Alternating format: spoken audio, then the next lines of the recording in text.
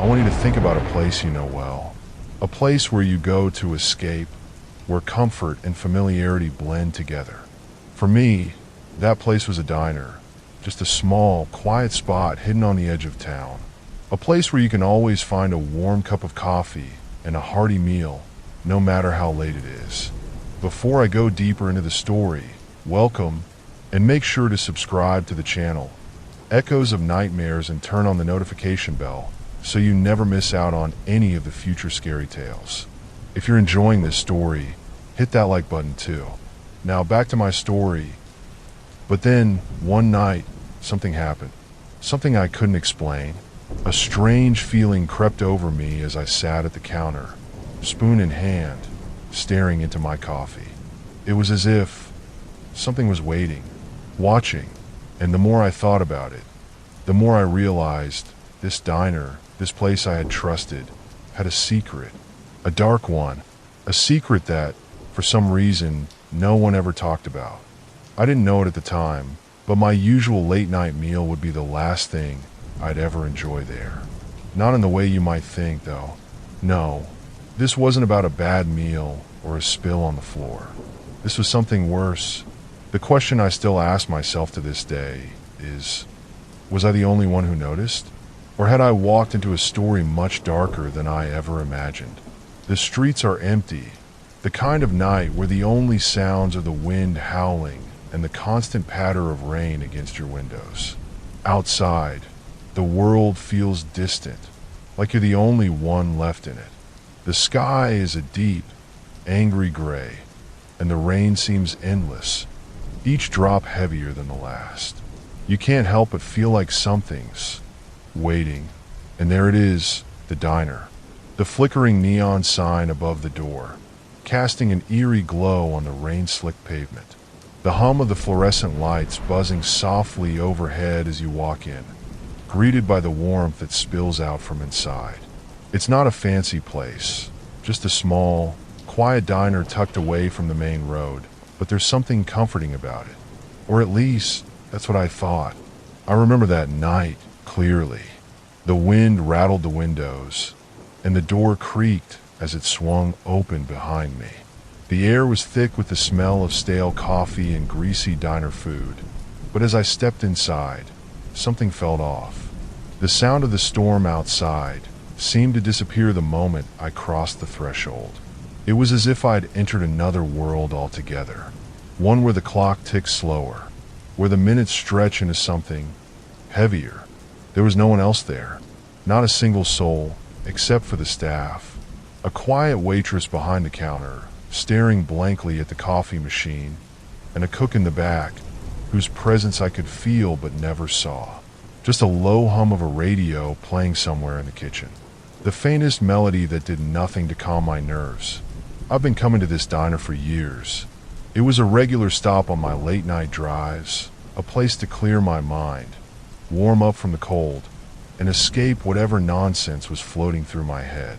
When the storm raged, like it had been that night, I could always count on the diner to be a quiet refuge, a place that didn't judge, a place that was familiar. But this night was different. There was a heaviness in the air, something thick, almost suffocating. And I don't know if it was the storm or the solitude, but I could feel it. This time, it wasn't the diner that was offering comfort. No, this time it was like the diner was the one waiting for me, watching me. I don't know exactly when the feeling started, but it hit me as soon as I sat down at the counter. Usually, I'd get a warm greeting from the waitress, a quiet, almost automatic, "What'll it be, hon?" But that night, when I sat down, she didn't even look at me. She just kept wiping the counter over and over, as if there was nothing else in the world. Her eyes never met mine, and I swear, it was like she didn't even know I was there. I shook it off at first, thinking maybe she was just tired. Maybe she didn't want to be bothered. But then the cook, he never came out of the back much, just enough to prepare the food. He started acting strange too.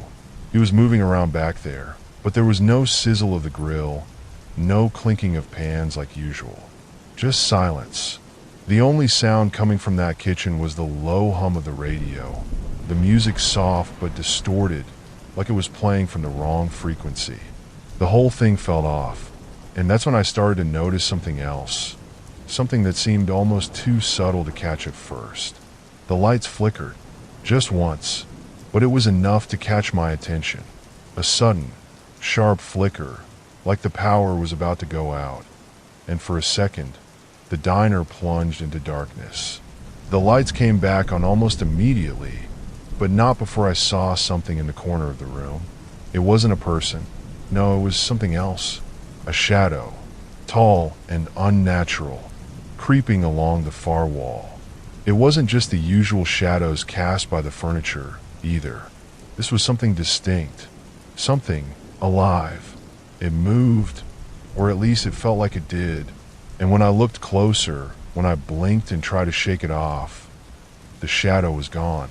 I remember trying to laugh it off, telling myself it was just the storm messing with my head. But deep down, something told me I was wrong. This wasn't the kind of storm that just messed with your mind. Something was waiting. Something was wrong here. As I sat there, trying to ignore the unease gnawing at my mind, I noticed something strange. The diner had gone completely silent, too silent. The usual clinking of silverware, the soft murmur of voices, the occasional laugh from someone across the room. It was all gone. The only sounds were the soft hiss of the coffee machine, the rain tapping against the windows, and, most unnervingly, the low hum of the radio. But then a sound broke through, a soft shuffle behind me. It wasn't the normal sound of someone moving around in the kitchen. It was something quieter, more deliberate. And when I turned to look, I caught sight of something that made my skin crawl. There was the waitress again, but this time, she wasn't wiping down the counter. No, she was standing there, staring, her eyes fixed on me, unblinking, her face expressionless. But what struck me most was the way her hands were held, one palm facing up, the other cradling something. And before I could say anything, without a word, she placed a dish in front of me, a dish I hadn't ordered. I looked at the plate, confusion flooding through me. It wasn't the usual fare, the eggs, bacon, hash browns I'd grown accustomed to. No, this was different. It was cold, a small, plain dish of rice, but on top of it, an odd blackened piece of meat. It looked like it had been charred beyond recognition. The smell hit me immediately, an overpowering, almost metallic stench that clung to the air around it. "What's this?" I asked, but she didn't answer. She didn't even move, just stood there, her eyes still locked on mine. I looked down at the dish again, feeling the hairs on the back of my neck stand up. Something wasn't right about it. I didn't want to touch it, but the longer I stared at it, the more I could feel that it was somehow calling to me. The silence hung heavy in the air. I reached for the plate, hesitated, then pulled my hand back, deciding to ignore it. This was just some weird mistake, right? But as I turned back to look at her, the waitress, her face had changed. Just slightly, but enough to make my stomach drop. There was a strange, thin smile tugging at the corners of her mouth, and her eyes, those eyes, looked almost hollow, like they were watching me, studying me. And for a second, I could have sworn there was something behind her, moving just out of my direct view. I quickly turned back to my coffee, trying to shake the feeling that I was being watched. The storm outside was picking up again, wind rattling the windows as the thunder grew louder. It almost felt like the diner itself was holding its breath. The only sound now was the soft hiss of the coffee machine and the occasional shuffle of footsteps in the kitchen. But then a whisper, a faint, breathy whisper, coming from the back.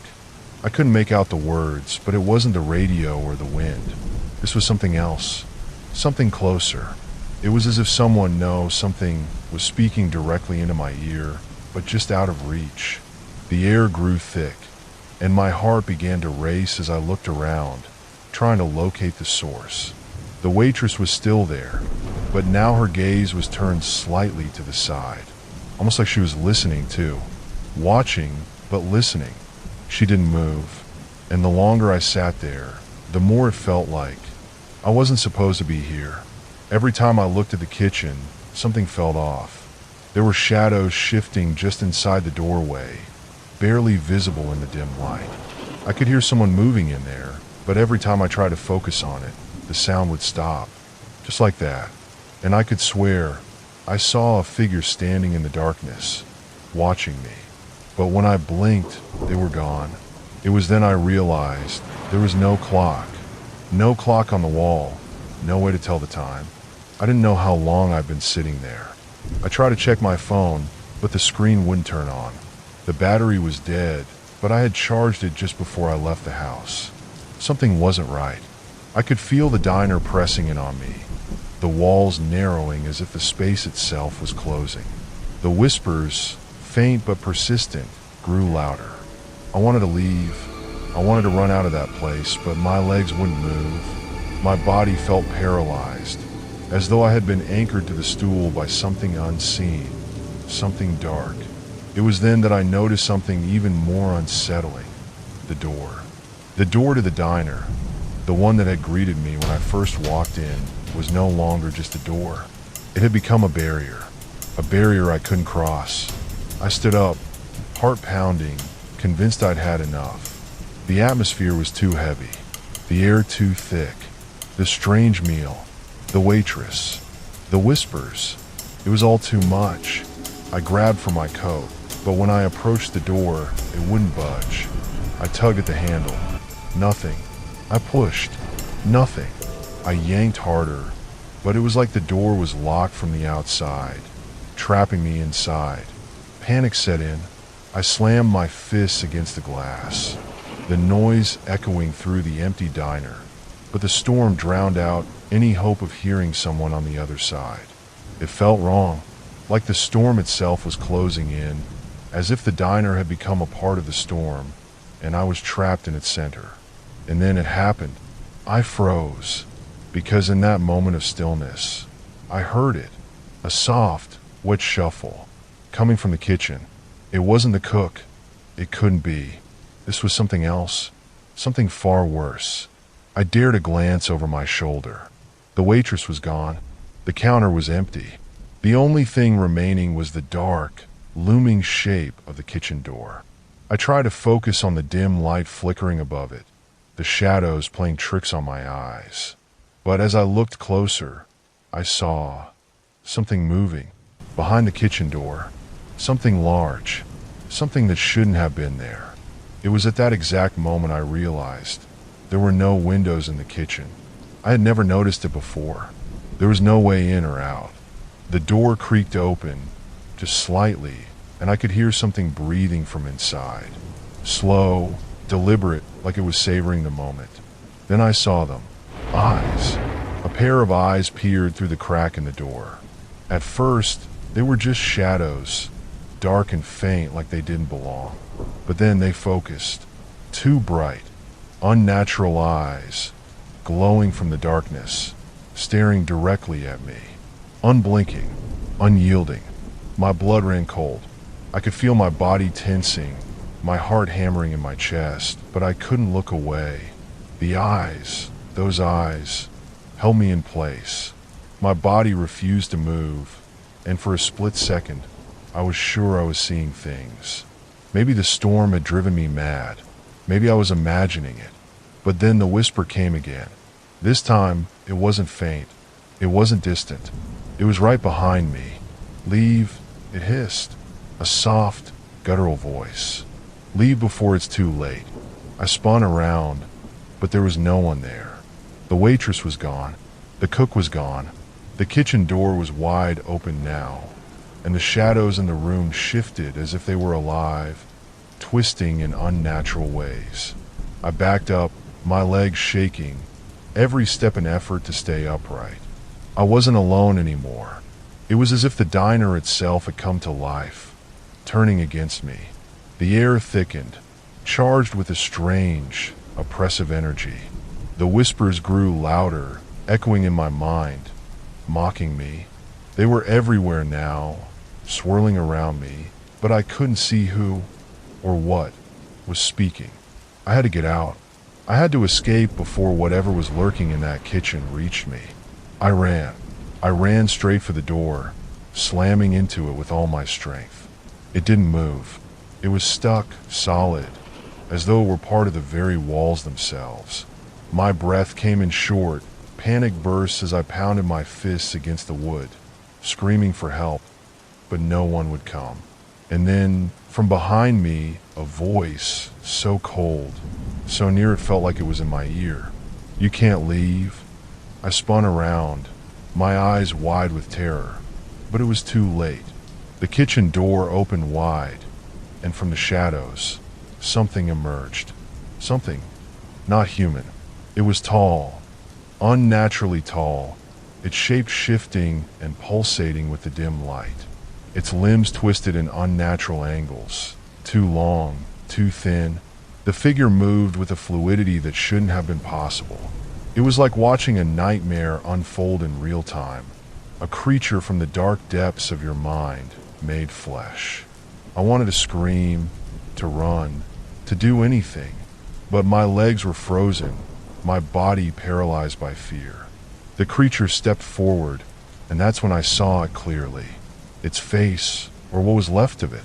It was hollow, empty, like the skin had been peeled back and the bones left to rot.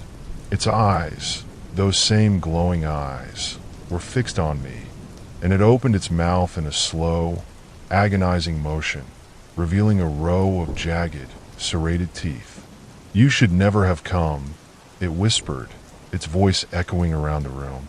That's when I realized the diner wasn't just a place to escape from the storm. It was a trap for those foolish enough to wander in during the wrong night, a trap for anyone who thought they were safe. And that creature, it wasn't the first to be trapped here. It was just the latest. I tried to scream, to run, but as I looked to the door again, it was gone. The diner, the storm, the night itself, it had all become one, and I was its prisoner now. I stumbled, nearly falling over myself, my feet scrambling against the wet floor as I ran towards the door. My mind was racing, heart pounding against my chest as though it was trying to escape. The creature was getting closer, its footsteps slow but deliberate, as if it knew that no matter how fast I ran, I wouldn't get far. I didn't stop. I couldn't. There was no other choice. I had to escape. I slammed into the door again, pushing with all my strength, but it wouldn't open. For a moment, I thought it would be the end. The door, my only hope, felt like a cruel joke, a reminder that escape was never meant to be. But then, something shifted. The door creaked open, ever so slightly, and I dove through. I was outside, gasping for breath, the cold night air hitting me like a slap. I could feel the wind biting at my skin, but I didn't care. I had to leave. I had to get away from that place. I didn't even look back. Not at first. My car was parked just beyond the diner's lot, and as I ran toward it, I could hear the storm finally beginning to let up. The heavy rain, the wind, the terrifying voices in my head, they all seemed to quiet, as if the storm itself had given up, leaving me alone with my terror. I reached the car, fumbled for my keys, and unlocked the door. My hands were shaking so violently, I almost couldn't get the engine started. Finally, the car roared to life, and I slammed it in a drive, peeling away from the diner's parking lot. My mind was still reeling, my body too numb to comprehend what had just happened. But there was no mistaking the terror that had gripped me in those final moments. I was free. I thought it was over. I thought I'd escaped. But as I drove away, something gnawed at the back of my mind. Something was wrong. I had the overwhelming sense that I wasn't alone in the car, that something was following me, watching me. I glanced nervously in the rearview mirror, expecting to see nothing more than the empty, rain-slicked road behind me. But then I saw it, a flicker in the reflection. The dim light from the diner sign illuminated something in the window, something I hadn't noticed when I ran out. A figure. I couldn't make out the details, too dark, too far away, but I saw it clearly enough. standing perfectly still in the kitchen window. The figure was motionless, but its presence was unmistakable. It was staring directly at me, eyes glowing in the dimness. It didn't move, didn't blink. It just watched. I slammed on the brakes, heart racing. I didn't want to go back, but I had to know. My mind screamed at me to keep driving, to leave that place behind forever. But against every instinct, I turned the car around. The thought of that figure, its unblinking stare, haunted me. Was it the same thing I'd seen in the kitchen? Or had something else come for me? I drove back slowly, my headlights cutting through the wet, empty road, illuminating nothing but the mist and shadows around me. As I approached the diner, I saw it again, the window, dark and empty. But as I got closer, I saw something even more terrifying. The door, which had once been locked, now stood wide open. The diner was empty. I parked the car just outside the parking lot, my body frozen with dread. I had no idea what I expected to find, but everything in me told me not to go near that place again. Still, I couldn't help myself. I had to know. With shaking legs, I stepped out of the car. The rain now completely stopped. The night was eerily still, the kind of silence that fills your ears and makes your skin crawl. I approached the diner door slowly, every step feeling heavier than the last. I pushed the door open cautiously. It creaked in protest, but it didn't resist. The diner was silent. The tables were empty, the lights dimmed, and there was no sign of anyone. Not the waitress, not the cook, not the creature. But the moment I stepped inside, I felt it. The air was thick, heavy with the same oppressive energy I'd felt before. I couldn't see anything, but I could feel something was there, watching me. I could almost hear it, the soft shuffle of something moving just out of sight. The kitchen door was still ajar, but there was nothing but darkness beyond it. I took one more step inside, my heart pounding, my hands clammy with cold sweat. And then, just as quickly as it had appeared, the door slammed shut behind me.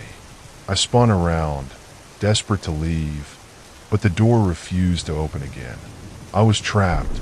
I looked around, panic rising in my chest. But before I could act, I heard it. Faint at first, but unmistakable. The sound of footsteps, slow and deliberate, echoing from the back. And then, from the corner of my eye, I saw something, just for a split second, a figure in the dark watching me. Its eyes glowed faintly, the same haunting stare that had followed me all the way home. My body went cold, my breath caught in my throat. The diner wasn't just a place. It wasn't just a building. It was alive. And I realized, with a sickening certainty, that it had never let me go. I turned and ran, knowing deep down that no matter how far I went, I could never truly escape. There was no escape from the diner. It would always find me. It would always watch. And as I ran, I thought I saw it again, just a flash of movement in the window. Those eyes, staring, waiting, watching, always watching. Maybe it was just my mind playing tricks on me. Maybe I imagined it all, but I'll never know for sure. Because the diner, it's still out there, and it's still waiting for anyone to wander in. Now, as you sit there, thinking about what you just heard, I want you to consider something. What do you think happened at that diner? Was it just a freak accident, a coincidence? Or was something darker, something far more sinister, truly lurking behind those walls? Do you think the diner was haunted, or is there something even more horrifying at play? Something beyond the normal understanding of what we call haunting? Maybe you've had your own eerie experiences at diners, restaurants, or other places that seem too quiet, too strange, too wrong. If you've ever walked into a place where the hair on your neck stood up, where you felt like you weren't alone, drop your thoughts and theories in the comments. Let's see if anyone else has uncovered the mystery of that place, or if we've all just been oblivious to the dark truth lurking in our favorite spots. And don't forget to hit that subscribe button because this is far from the last chilling story I've got to share with you. If you want more spine-tingling tales that will keep you up at night, all you have to do is subscribe.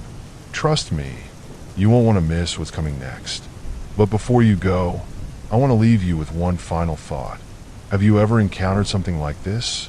Ever walked into a diner or a restaurant and just knew something wasn't right? I want to hear from you. The truth could be even stranger than we imagine. And remember, not every diner is what it seems. Sometimes they're places where darkness waits, and once you've entered, it might be too late to escape.